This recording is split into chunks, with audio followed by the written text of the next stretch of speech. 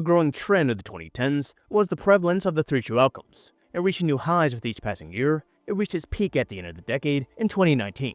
Teams setting records for home runs given up, and strikeouts. In a year that also saw a team of the 2010s finally get over the hump. So let's look at the ridiculous year of 2019.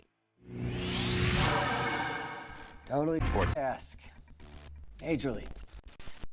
A similar year to 2019 in terms of one facet of the game dominating is 1968. After the home run chase in 1961, all offensive numbers went down, and another dead ball era resumed. The 2.98 league-wide ERA was the lowest since 1918, when the dead ball era was coming to its end.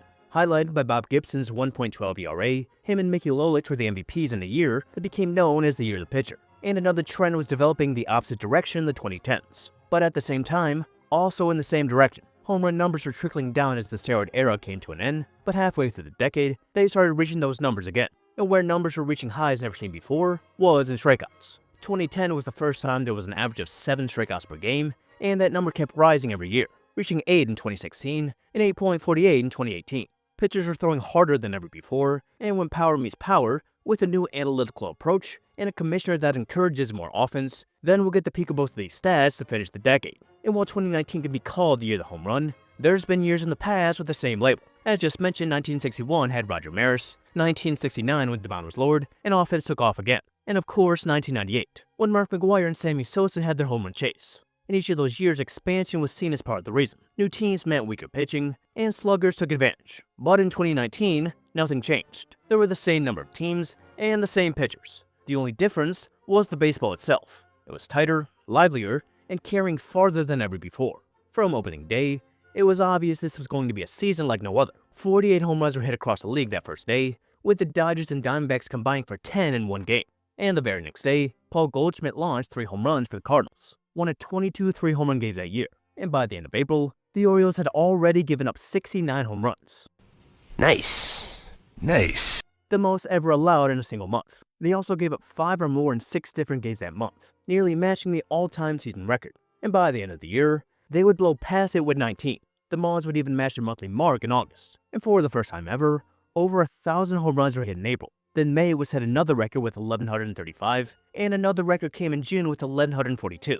And as you may have guessed, August brought another record with 1,228. Every month set a new record, and by the end of the season, the final stood at 6,776 home runs, an 11% jump from the previous record in 2017. And it wasn't just in the major leagues. AAA leagues used the same ball for the first time, and they saw home runs skyrocket by 61%. So the question is, what changed? In 2018, private equity firm purchased Rawlings, the manufacturer of the official baseball. MLB executives even admitted they wanted more control over how the ball was produced.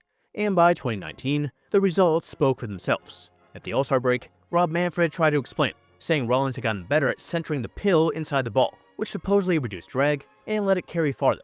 Justin Verlander called the ball a joke and said they owned Rawlings. We all know what happened. We are not idiots. And of course, the hitters didn't say much. But again, the biggest victim were the Baltimore Orioles. In late July, they actually set a positive mark by hitting at least 2 home runs in 10 straight games. But right on cue, they flipped the script, allowing 2 or more home runs in 12 straight games, setting another record no team would ever want. And nobody feasted on the Orioles more than the New York Yankees. In 19 games against them, the Yankees went 17-2 and launched 61 home runs, 43 of those coming at Camden Yards alone. And in August, they would hit 74 home runs in a single month, obliterating numerous old records. And that set up for a home run chase in September, but not between players, but rather between teams, as the Twins set the new single-season home run record on August 31st, besting the 2018 Yankees who hit 268. And the question wasn't if anyone would break it, but rather who would hold the record by the end of the season.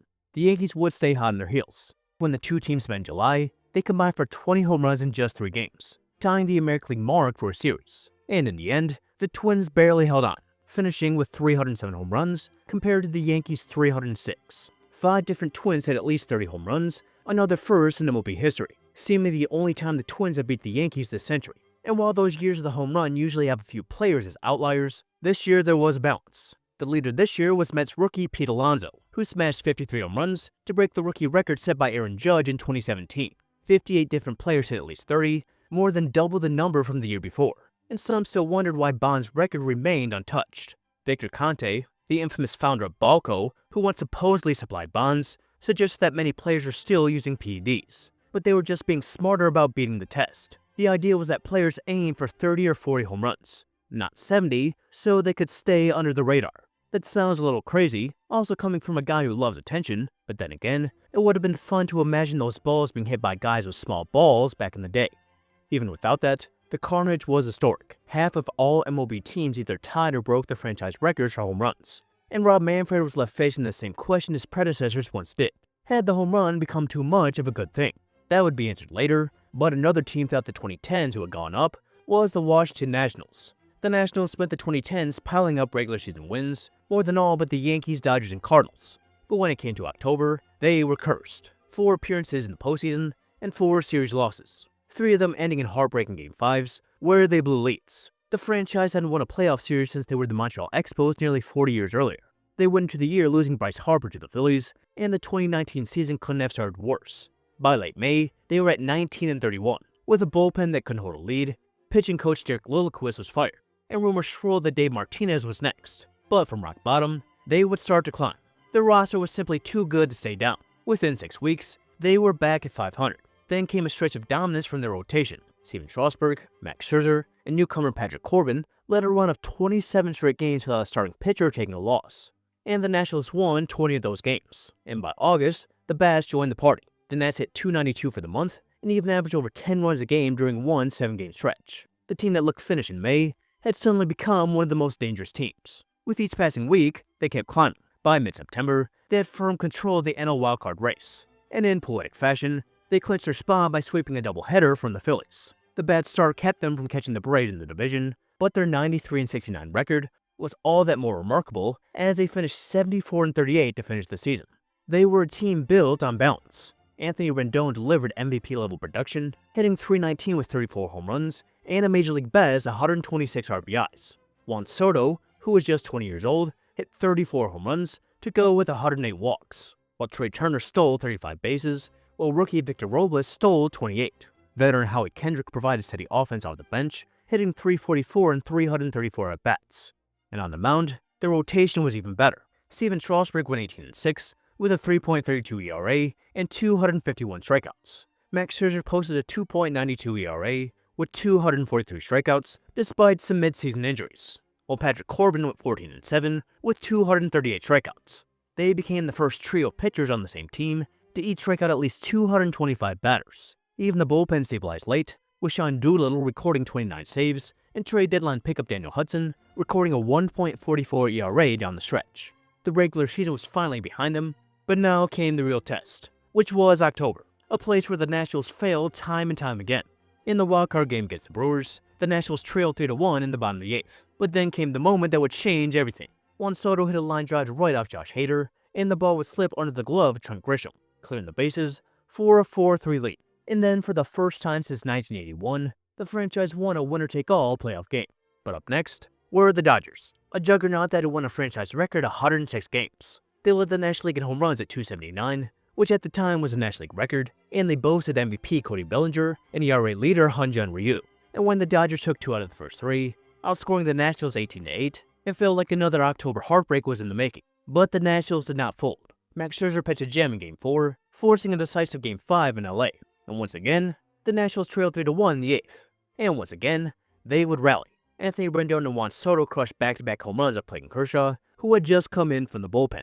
The game went to extra innings, where Howie Kendrick delivered one of the biggest swings in Nationals history, a 10th-inning grand slam of Joe Kelly, as it would win 7-3, finally getting over the hump of winning a playoff series. And up next were the St. Louis Cardinals, who had just beat the Braves in 5 after setting a then record with 10 runs in the first inning of Game 5. And funny enough, they did not hit a home run. And riding that high, the Nationals would dominate the Cardinals, sweeping the series in 4 games to punch their ticket to the World Series for the first time in franchise history. And waiting for them was the Houston Astros, the team that was the leader of the other aspect of the season. In 2018, the Astros set a record by recording 1,687 strikeouts. Justin Verlander, already one of the best strikeout pitchers ever, reached his peak to that point in 2018 with 290 for his 5th strikeout title. And right behind him was Garrett Cole with 276 in 14 less innings. They ultimately had 3 200 strikeout pitchers, with Charlie Morton at 201, and an injury only gave him 167 innings. So the total could have been plenty higher. But with the addition of Zach Greinke, they were trying to best themselves. In the end, they would fall just short, but still ahead of every other team in history as they recorded 1,671 strikeouts. Verlander recording 300 strikeouts for the first and only time, as he would have had his 6th strikeout title, but he finished behind his teammate Gerrit Cole, who had 326. And the Astros were not alone. The Rays and the Red Sox both recorded 1,600 strikeouts, finishing 4th and 5th all time. And for the first time, 42,000 strikeouts were recorded, reaching an all-time high of 42,822, that an average of 8.81 per game.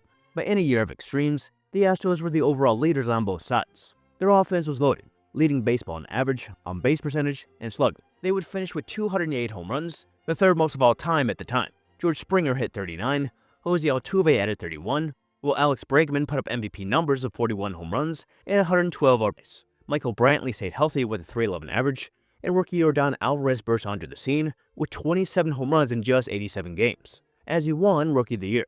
And again, they had the most feared duo in the game. Justin Verlander won 21 games with a 2.58 ERA to go with his 300 strikeouts, and Gerrit Cole was even better, going 20-5 with a 2.5 ERA, and his 326 strikeouts were the most by a American League pitcher in over 40 years. After a loss in May, Cole went 16-0 the rest of the season, with an ERA of 1.78, striking out at least 10 batters in his final 9 starts, that being an MLB record. However, it was Justin Verlander who took home his 3rd Cy Young, maybe a case of teammates taking votes away from each other.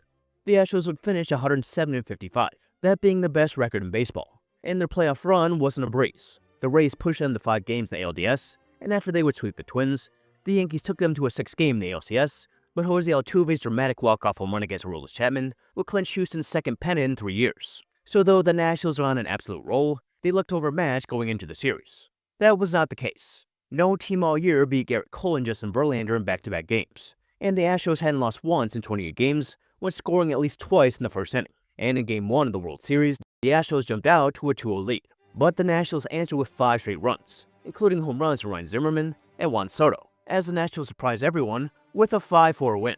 And it would continue in Game 2. Things would be tied at 2 until the 7th inning, when the Nationals would explode for 6 runs, 2 of those off Verlander, before they would knock him out of the game. The Nationals then ran away with it with a 12-3 rout, taking a 2-0 lead as the series shifted to Washington, D.C.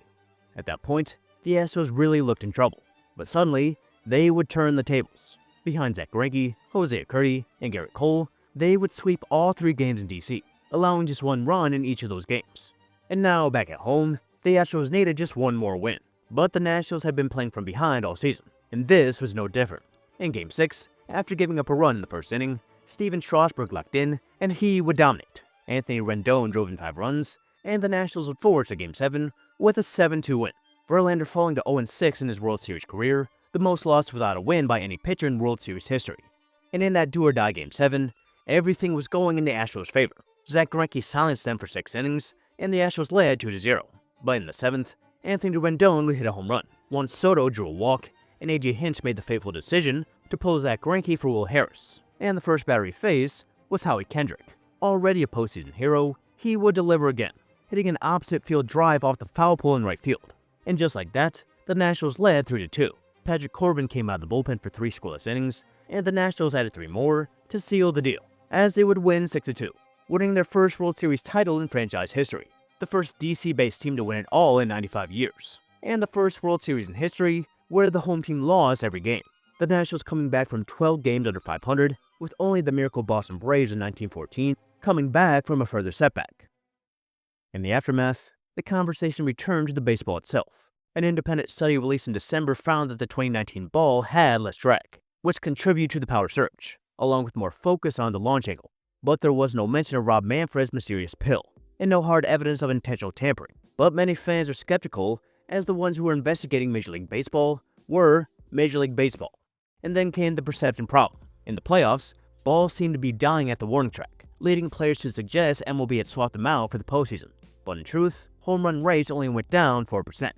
Home run numbers and strikeout numbers have gone down since, but not by much. But still, a difference of more than 600 home runs compared to the second highest total in 2017, and a difference of 700 between the second highest strikeout total in 2021 is pretty noticeable. But there was also something being put on the baseball that would later be a factor. Popular amongst weightlifters and first created in 2009, spider tack became mainstream in baseball when it started being openly discussed by Trevor Bauer, along with other foreign substances being used by pitchers. saying he guessed 70% of pitchers in the league were using these substances. And already apparent before then, in the midst of another record-breaking year for strikeouts in 2021, players began making public complaints against the use of spider tack, a substance found to be more beneficial than pine tar and spin rate. MLB decided to take action after almost a year of research, and on June 15, 2021, they announced that any player caught using foreign substances would be suspended for 10 games. But most notably, the inspection that came a week later grabbed the most headlines. Umpires began checking players' hands, glove, and everything in between before and after they stepped on the mound, seeing players like Max Scherzer and Sergio Romo protesting the weeks after, with many pitchers taking issue to the sudden change. Maybe some pitches that got away, and some injuries could be blamed on the sudden change, and maybe the strict enforcement was deserving of criticism. But just like hitters didn't really need a juice ball, spider tack was shown to be very beneficial to pitchers in a time where they didn't really need that extra help. Either way, the era of the 3-2 outcomes is still here, and it goes back to just the pure talent and the analytical approach, a growing trend that reached its peak in 2019, in part because of the baseball themselves that has only gone down a little since. In a year that was truly the year of the home run, and the year the Nationals finally broke through, and the last time we would see Anthony Rendon try. Hopefully you liked this video, and if so, please consider liking and subscribing for new videos every week. Thank you.